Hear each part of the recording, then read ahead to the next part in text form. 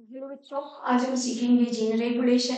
हम gene regulation सीखें इससे पहले हमें कुछ बेसिक टर्म जानने होंगे, जैसे जीन क्या है। तो बेटे, जीन डीएनए का एक सेगमेंट है या खंड है जिसके पास प्रोटीन बनाने की या एक पॉलीपेप्टाइड चेन बनाने की इंफॉर्मेशन सूचना होती है। ठीक है, तो ये वन पॉलीपेप्टाइड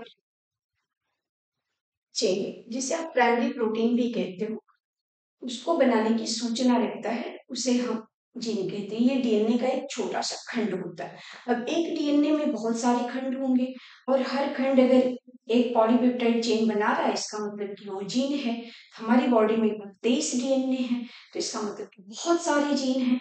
बात ये बनती है कि क्या सारे जीन हर टाइम पे काम करते रहते हैं, हर टाइम पे प्रोटीन बनाते रहते हैं, या कुछ ऐसे जीन भी हैं जो जरूरत पड़ने पे ऑन होते हैं, दैट्स मीन्स प्रोटीन बनाते हैं, और जब जरूरत नहीं होती है तो वो ऑफ हो जाते हैं और प्रोटीन बनाना रोक देते हैं। तो हाँ बेटे, हमारे शरीर के अंदर इस प्रकार से अगर देखें, जीन के ऑन और ऑफ के भी हाथ पे देखें तो दो प्रकार के जीन आपको मिलेंगे। एक ऐसे जीन जो हर टाइम ऑन होते हैं, जिन्हें हम कॉन्स्टिट्यूटिव जीन या हाउस कीपिंग जीन कहते हैं, और दूसरे ऐसे जीन जो जरूरत पड़ने पे ऑन होते हैं और अदरवाइज वो ऑफ हो जाते हैं। तो आप ऑन और ऑफ के बिहाफ पे अपने जीन के दो टाइप ऑफ जीन कर लो on the basis of on end of. वह जीन जो ऑलवेज ऑन रहता है उसे आप कहते हो कॉन्स्टिट्यूटिव जीन, या इसे ही हम कहते हैं हाउस कीपिंग जीन। बेटे, ये जीन हमेशा ऑन होता है। इसका मतलब ये है कि अगर ये जीन ऑन है तो इसका ट्रांसक्रिप्शन होगा, जिससे मैसेंजर आरएनए बनेगा, और इसका ट्रांसलेशन होगा मैसेंजर आरएनए का, जिससे प्रोटीन बनेगी। और जीन का काम ही है प्रोटीन बनाना, जीन का तो काम ही है प्रोटीन बनाना।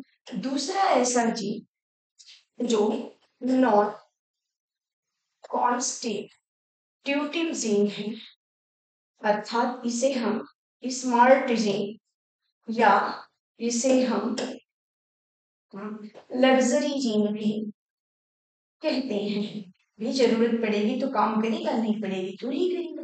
यानी ये जीन ऑन भी हो सकता है और ये जीन ऑफ भी। तो ये दो प्रकार का। अगर जीन ऑन है, अगर जीन ऑन है तो आप समझ पा रहे हो, जीन ऑन है इसका मतलब ट्रांसक्रिप्शन होगा, मैसेंजर आरएनए बनेगा जैसा पहले बन रहा था, और इसका ट्रांसलेशन होगा तो प्रोटीन बन जाए। पर अगर जीन ऑफ है तो ना ही ट्रांसलेशन होगा, सॉरी, ना ही ट्रांसक्रिप्शन होगा, ना ही ट्रांसलेशन होगा, और ना ही किसी प्रकार की प्रोटीन बनेगी। इसका मतलब कि अब कॉन्स्टिट्यूटिव जीन को हम दो पार्ट्स में डिवाइड कर सकते हैं। कॉन्स्टिट्यूटिव जीन के दो पार्ट्स किए जा सकते हैं। एक वह जीन जो जनरली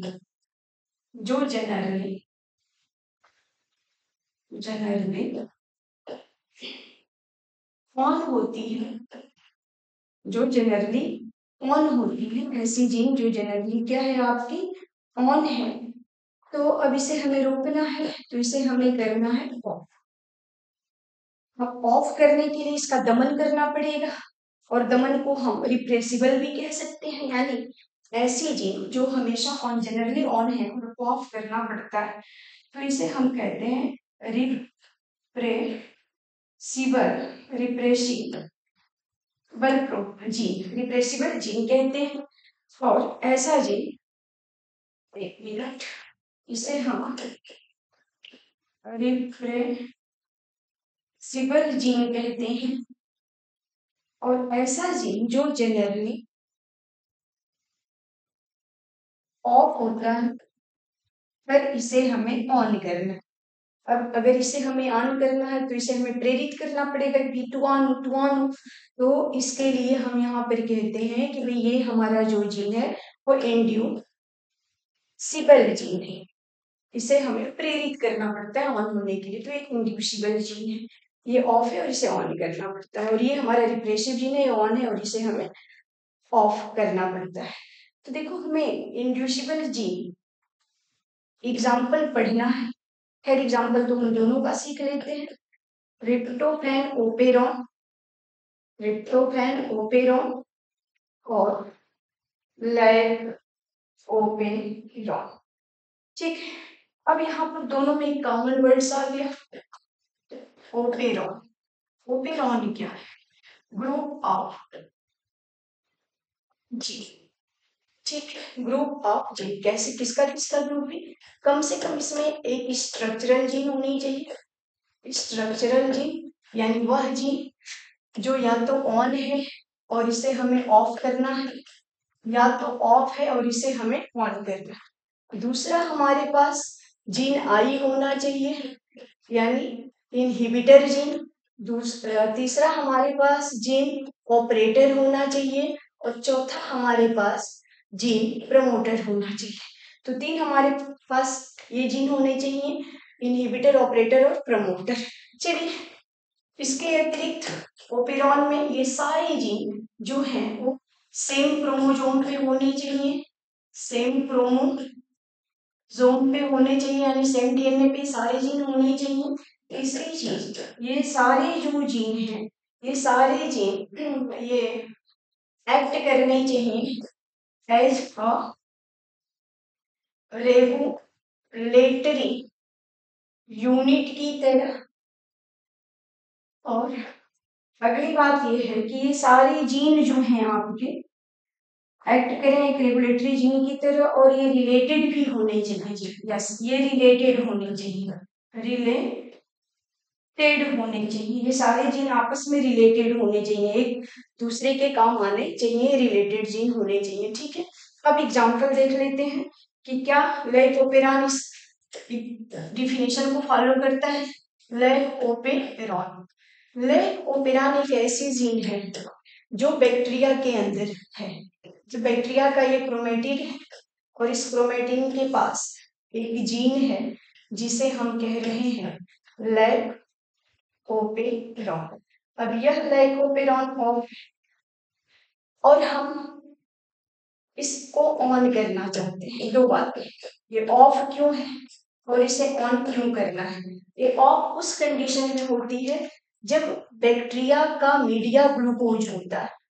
अगर बैक्टीरिया का मीडिया ग्लूकोज है तो ये ऑफ होती है जी। और अगर बैक्टीरिया का मीडिया लैक्टोज हो जाए, बैक्टीरिया को ऐसे मीडिया में रख दिया जाए जहां उसका दाना पानी खाना क्या है, लैक्टोज, तब इस जीन को ऑन होना पड़ता है।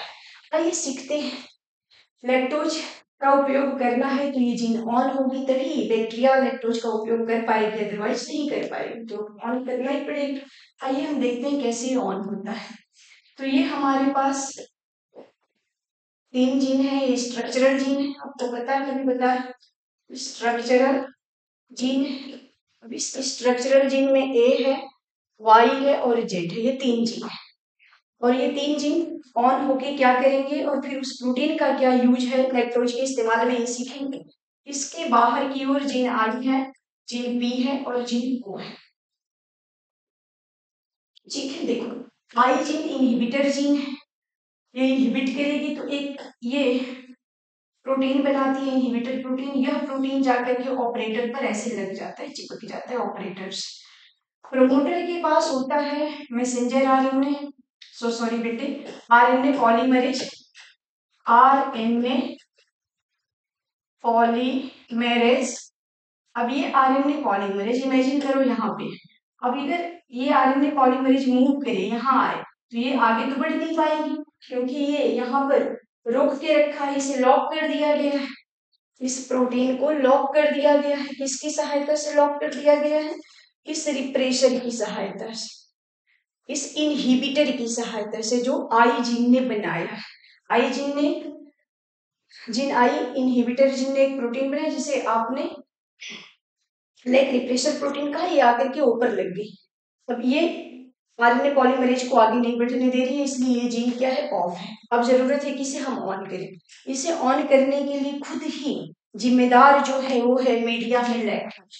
अब आपने बैक्टीरिया को कैसे मीडिया में रख दिया है, जहां लैक्टोज है, ये लैक्टोज, मीडिया का लैक्टोज जाएगा और जा करके किससे चिपक जाएगा, आपके लैक रिप्रेशर प्रोटीन से चिपक जाएगा। जैसे ही ये लैक रिप्रेशर प्रोटीन से चिपकेगा, ये लैक रिप्रेशर तो बाहर आएगा ही आएगा। अब लैक्टोज भी बाहर आ जाएगा, मीन्स लैक्टोज अपने तो बाहर आएगा ही आएगा, लैक रिप्रेशर को भी लेकर के बाहर आ जाएगा। अब आप इमेजिन करो, अब आप इमेजिन करो कि आपने इस सेगमेंट से I P O Z Y A, आपने इस सेगमेंट से क्या कर दिया, रिप्रेशर हटा दिया। तो जो आपका आरएनए पॉलीमरेज है वो यहाँ से मूव की यहाँ आई, यहाँ से मूव की यहाँ आई, यहाँ से मूव की यहाँ आई, यहाँ से मूव की यहाँ आई, यानी सबका ट्रांसक्रिप्शन होगा। और जब सबका ट्रांसक्रिप्शन होगा तो डेफिनेटली सबका ट्रांसलेशन होगा और सब अपनी अपनी प्रोटीन बनाएंगे। तो यहाँ 3 तरह की प्रोटीन बनेगी, यहाँ 3 तरह की प्रोटीन बनेगी। कौन कौन सी, ये बनेगी बीटा ग्लैक्टोसिडेज, बीटा ग्लैक्टोसिडेज,